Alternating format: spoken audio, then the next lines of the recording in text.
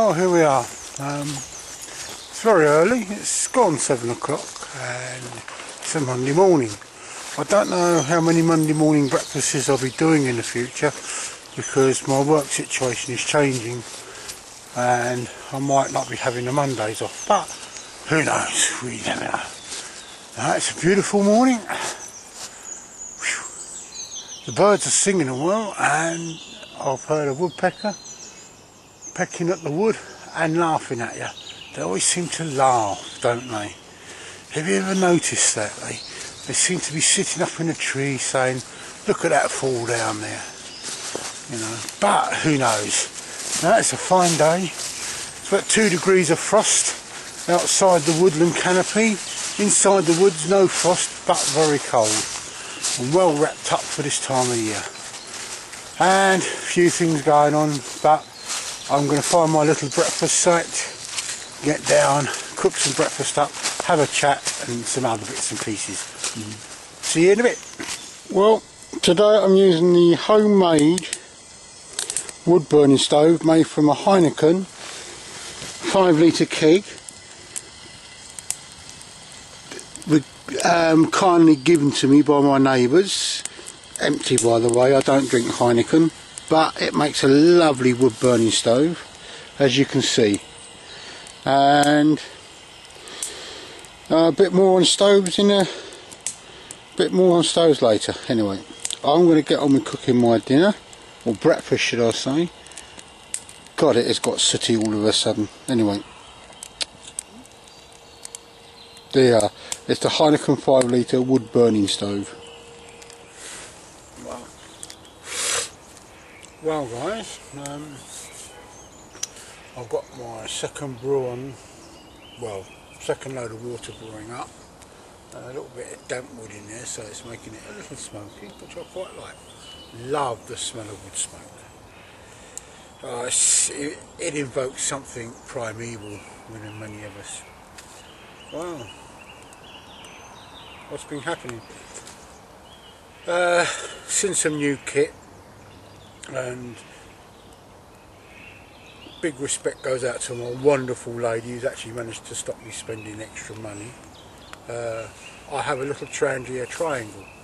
There's a company called the Outdoor Station that have brought out something similar, but it's made from stainless steel or titanium. The stainless steel one works out about £20 and it's square, so you can put a Crusader cup on it. It's like a square version of the honey stove, but half the height. A very good bit of kit, and though I've not used it, for those who are intending to get the Trangia triangle, I would say opt for this, because your Crusader cup fits on the top, and it's a nice looking bit of kit, and it's British made, unlike the Trangia. Well, anyway, I've burbled on. Enough of the advertising. Watching Tim the other day, one of his little videos, someone had tagged him. Now, I do agree with him that tags can be a little bit demanding of our time, but the tag was a good one. How did we start in this? You know, what is our story of bushcraft, or what is now known as bushcraft? For me, it starts way back when I was a little kid, really. You know, I was a young boy, had a good dad. We used to go out together, play in the woods. From a very young age, I'd go rough shooting with him, get permission to shoot on a farmer's land, and I would do the beating, he would do the shooting. And as time went on, we did fishing and we played in the woods. What we were doing wasn't called bushcraft, it wasn't even called survival, it was actually called playing in the woods. And we used to make dens, you know, me and my mates would make dens. Now they call them debris shelters, but then they were dens. You know, you get some wood together, you make your little frame up and then just pile all sorts of debris around it. We called them dens and we'd play in them. We carved bits of wood, We made little spot fires, and all in all, it was cool playing wood. Then I joined the army, and back then when I was in the army, some regiments and some corps, they did we did what we could be termed as survival training. You know, we went out and exercise, and we were given a 24-hour ration pack, which had a little Lesbit stove, and we went out and we played war games basically, and we learnt how to survive more or less for a short time in the wilds, and some of that is akin to what we do now. And then it just sort of, for me, it fell by the wayside for some years. Life gets in the way. I had a business to run. I was getting my career sorted out as well. And then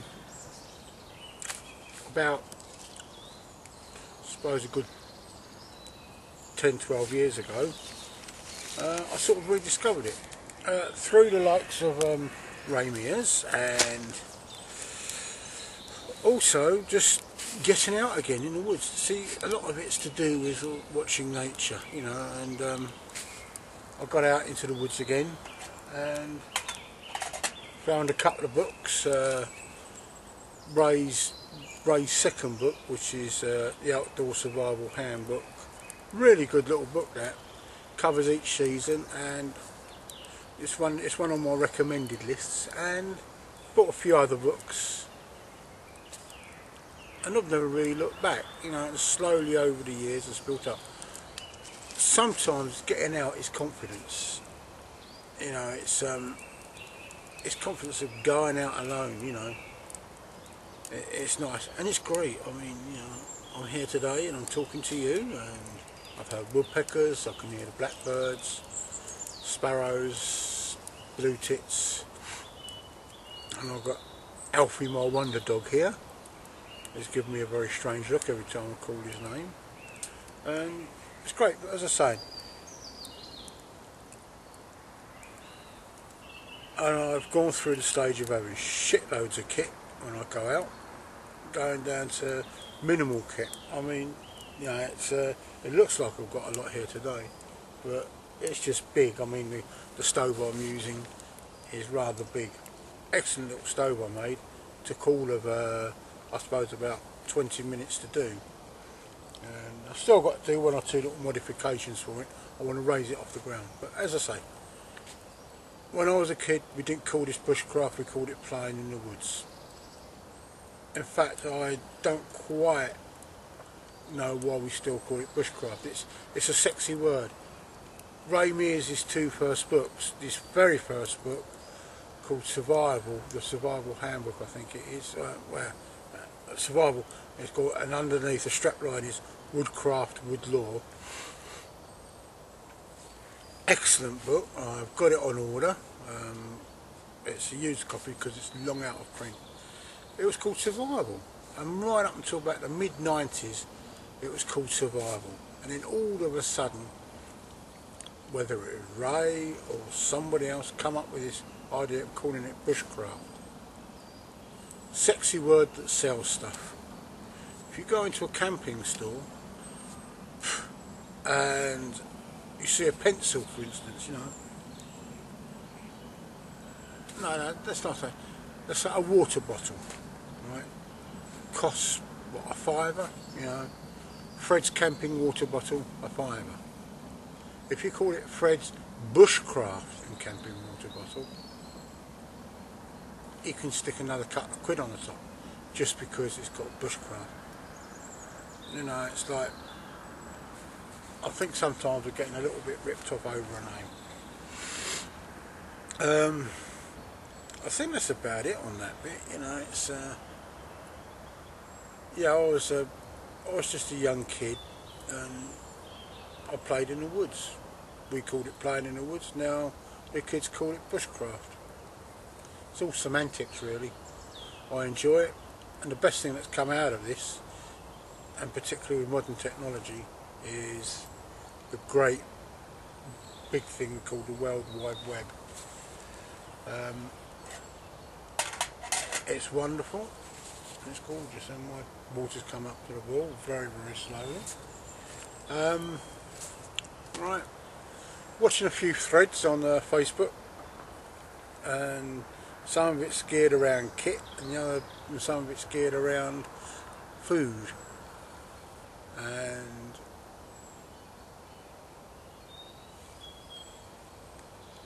one guy was talking about buying some ration packs, MREs, army ration packs. I don't care for them very much, but I think it's from when I was in the army. They weren't that brilliant.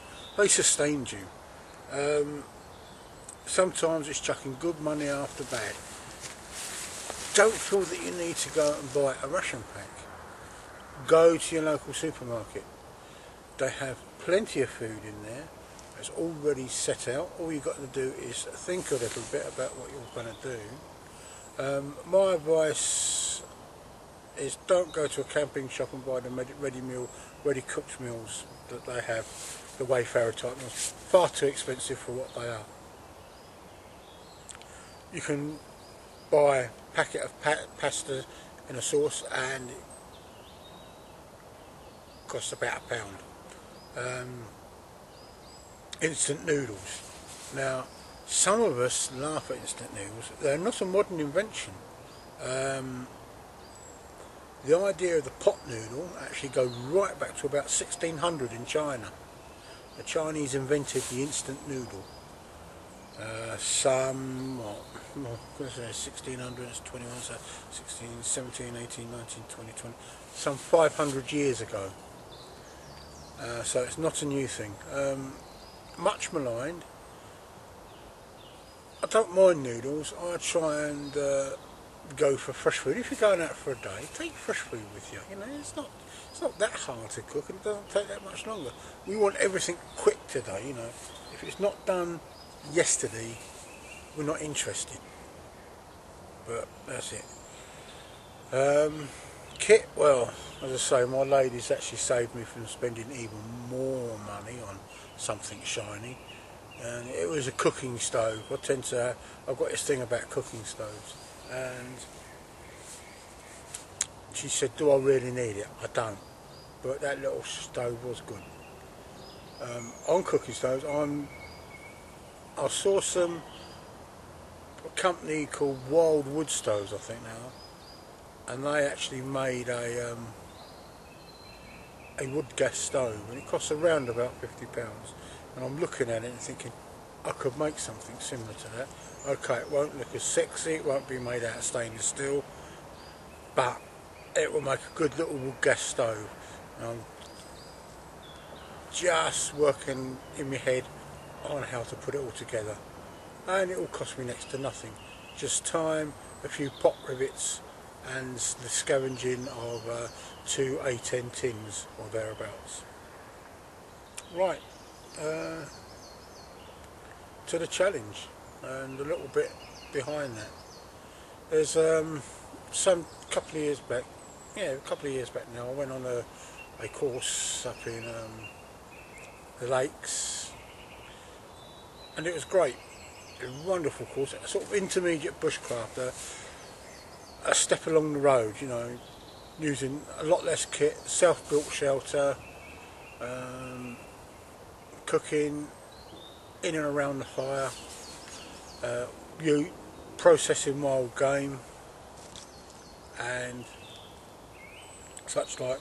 At the end of the week there was a challenge. Now they called it the Paiute One Log Challenge.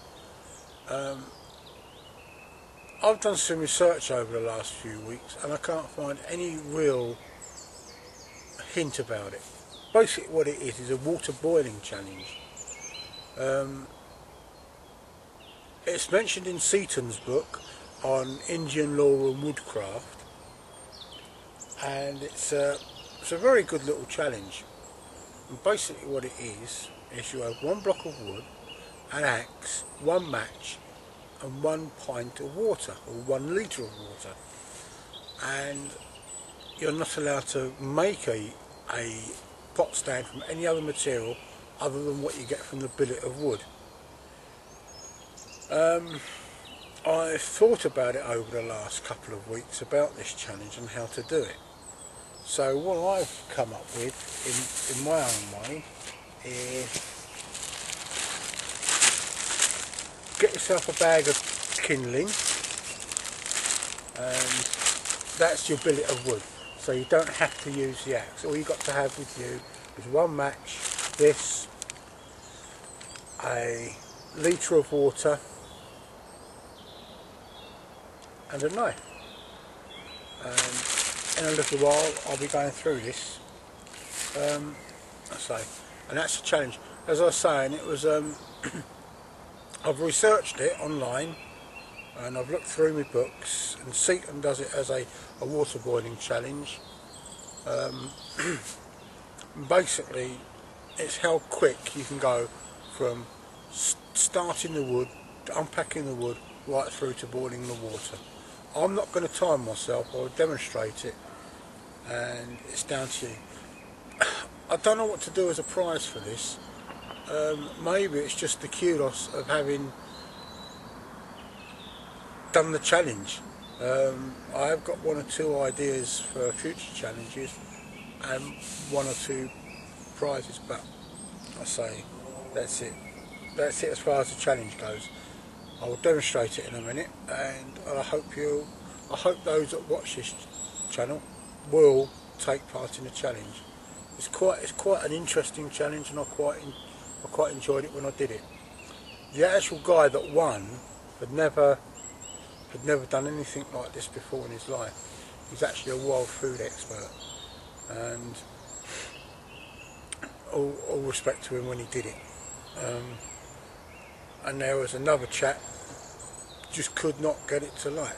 Mind you, it's pretty damp up in the lakes. I say matches, I prefer using long matches, but it's down to you what match you use. But you're only allowed to use one match. If you have to use two matches, say a 10-second penalty. For every subsequent match, a 10-second penalty. But you know, it's a challenge. I'm using this as a challenge. You know, see what we can do as a group, and I'll catch you down the line. Oh, Tim and Sandy, your prizes or your gifts will be in the post this week. Sorry I've took so long to get him round to it, but I've had a lot going on lately with work and things coming up emotionally in my mind. I've started doing navigation. I'm teaching myself navigation, and this is what I call micro navigation, and it's better map reading, and it's learning to read the map and taking all this stuff, you know, learning to use the contours, pacing yourself and everything. And maybe over the coming weeks I will go through that. But it's a fine day, it's cold, and I'm going to sign off for a bit, have my cup of tea, tidy up, and then video the challenge. So catch you later, folks.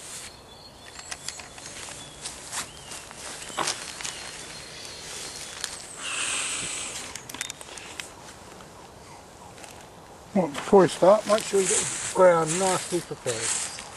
Alright, that's the that bit. Right.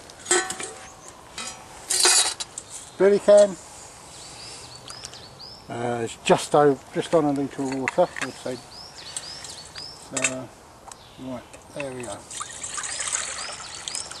Put that in there like that.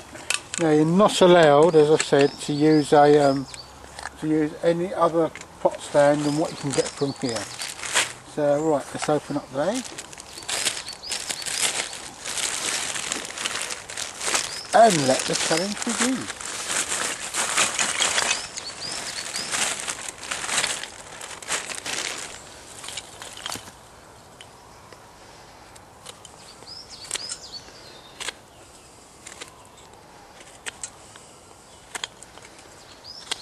As I say, I'm not timing this, so this is just a guide, just to give you ideas.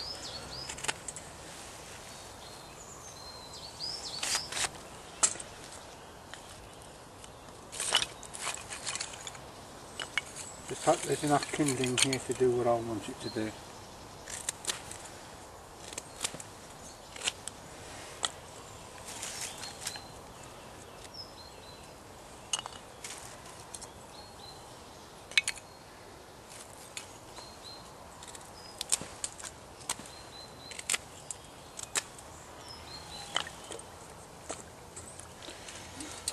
There is a reason for that, and you'll see in a minute.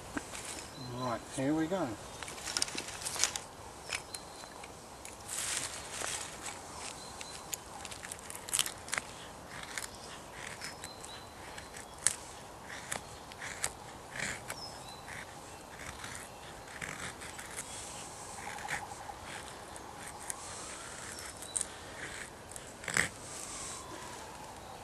In Seaton's book, the record for this is around about 7 minutes, but you know, it's I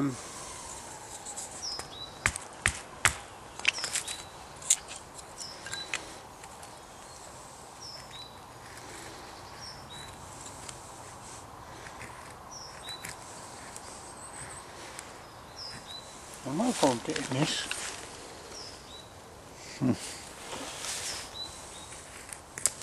Whoops.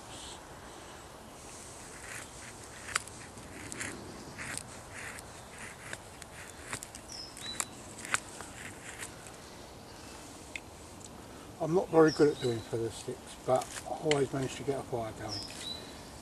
So it's not the quality, it's not the whether you get lots and lots of curls, it's whether they actually catch a light. That's the most important thing. And of course whether the kindling breaks.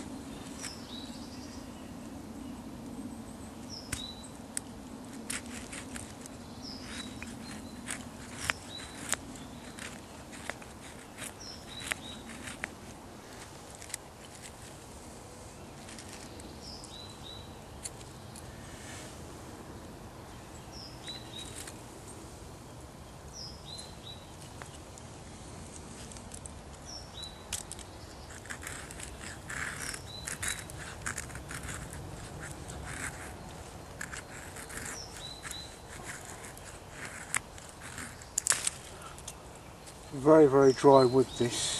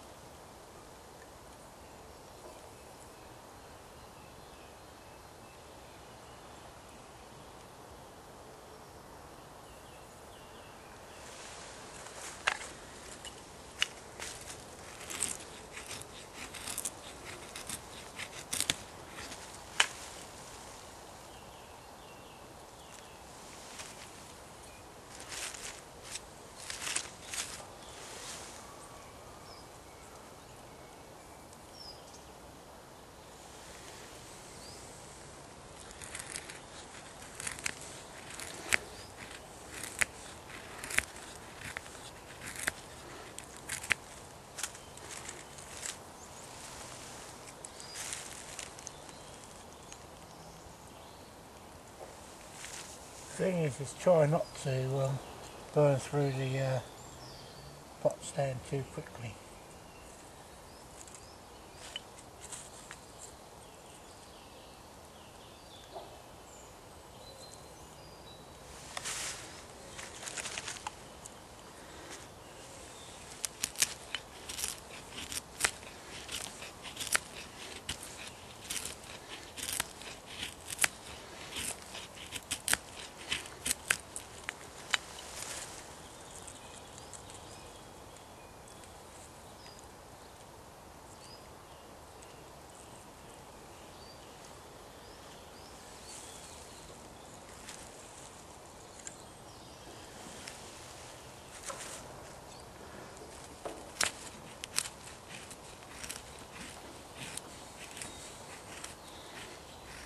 I think Seaton allowed his scouts to have 3 minutes preparation time for their feather sticks and kindling, but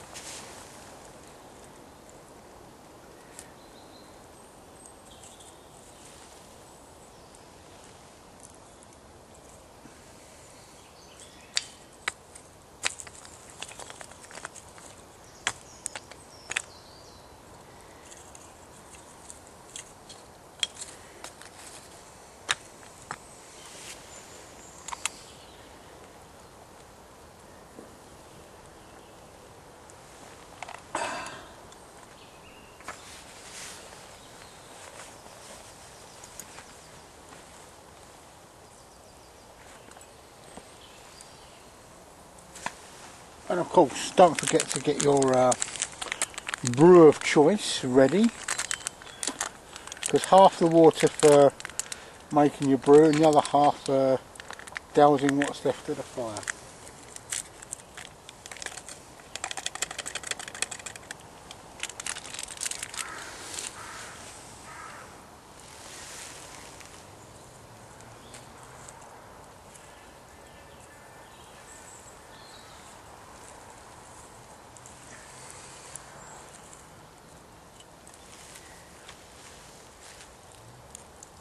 When I initially did this challenge it was raining, and I had to go through quite a few matches almost. It's,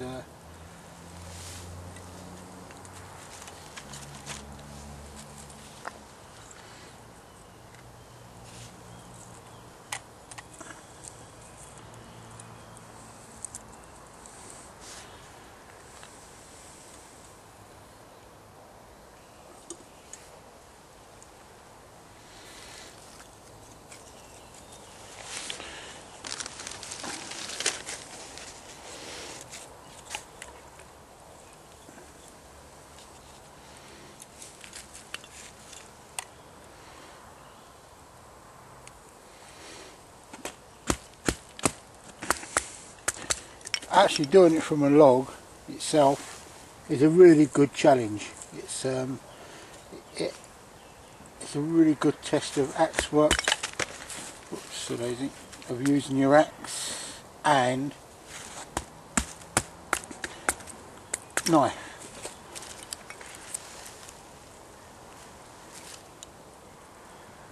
I've got a nice little fire going now. Just keep feeding it up and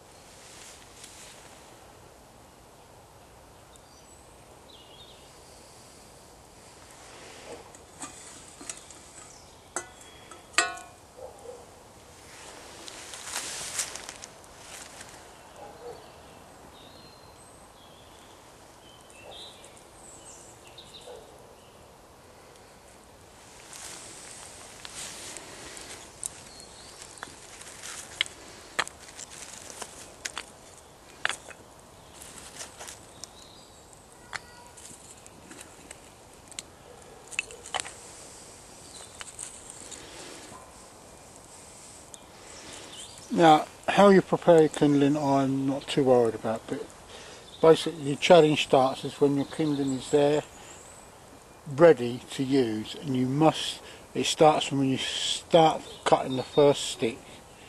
You know, so you can have your pile of kindling there ready, but you must have it the size of that, or you know, can have it about that long, makes a better pot stand. But as I say, the pot stand and everything else must come from that, and you can only use one match.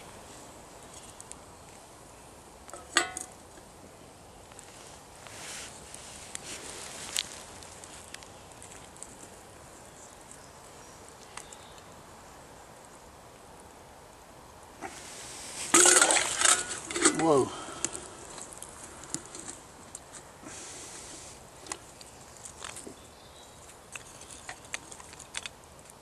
That is a problem with this very, very dry kindling.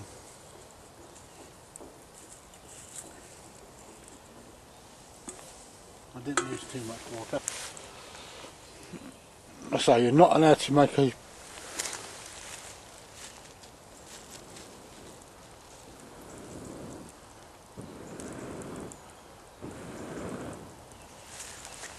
So that is one of the drawbacks, but you can see we all make mistakes, but it's getting that wood wet enough to make the pot stand with, and we're getting nice and smoky.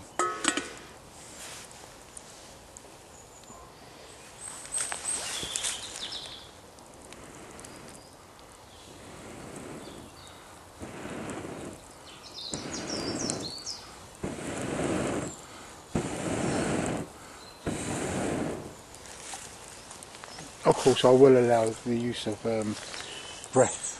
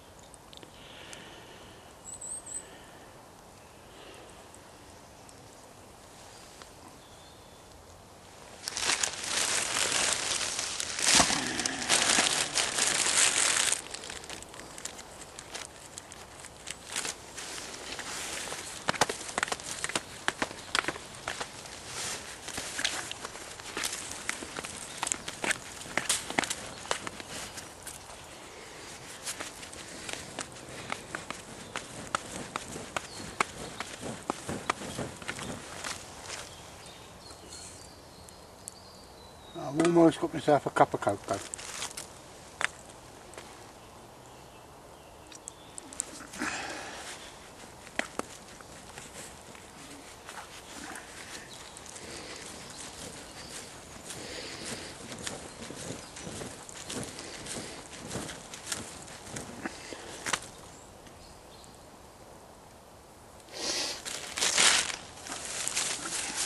Phone, yo doggy.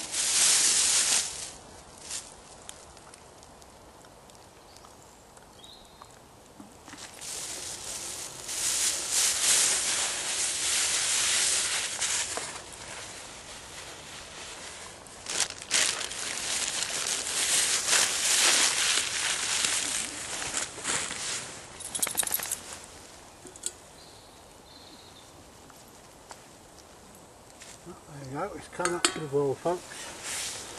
So it's also you may or may not be successful with the way of doing that pot stand, but that's, you know, as you're not allowed to use any other pot stand other than what you get from your kindling, it's what happens.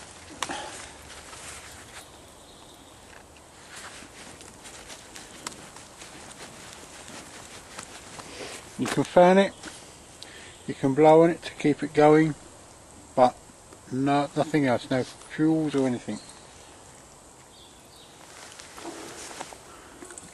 There we go. It's boiling away, folks.